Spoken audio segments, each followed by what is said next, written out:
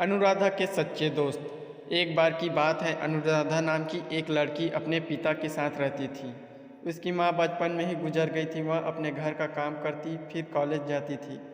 College जाते समय वह रोज़ रास्ते में एक जगह पक्षी को दाना डालती थी। उसके घर में भी दो पक्षी थे, उनको भी वह रोज़ दाना डालती थी। एक दिन उसको पक्षियों को दाना डालते जमींदार के बेटे ने देख लिया। उसने अपने पिता से जाकर अनुराधा से शादी करने की इच्छा जताई। जमींदार ने अनुराधा के पिता से बात करके अपने बेटे की शादी अनुराधा से करा दी। अनुराधा अपने घर के पिंजरे के दो पक्षी भी लेकर ससुराल आ गई। वह उन पक्षियों को रोज़ दाना डालते थे। अनुराधा की सास को यह बिल्कुल भी पसंद नहीं थी। वह उन पक्षियों को परेशान करती थी। वह उनका दाना पानी जमीन में फेंक देती थी।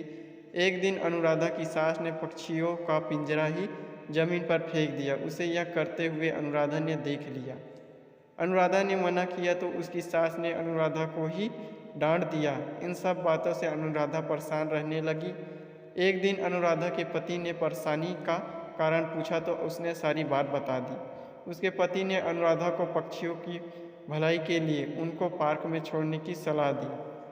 अपने पति के कहने पर अनुराधा ने उन दोनों पक्षियों को बाकी के पक्षियों के साथ पार्क में ही छोड़ दिया। वह उनको कभी कभी दाना देने पार्क में जाती थी। अब सभी पार्क के पक्षी अनुराधा के अच्छे मित्र बन गए थे। पक्षी अब अनुराधा के घर पर भी आने लगे। अनुराधा की सास को जब यह पता लगा तो वह गुस्सा हुई। वह अनुराधा को उसके मायके छोड़ने के लिए उसको साथ लेकर गई। रास्ते में कुछ चोरों ने अनुराधा की सास के गहने चुराने की कोशिश की। तभी अनुराधा के पक्षियों ने आकर चोरों पर हमला किया, जिससे चोर भाग गए। इसके बाद अनुराधा और उसकी सास घर ही लौट आई।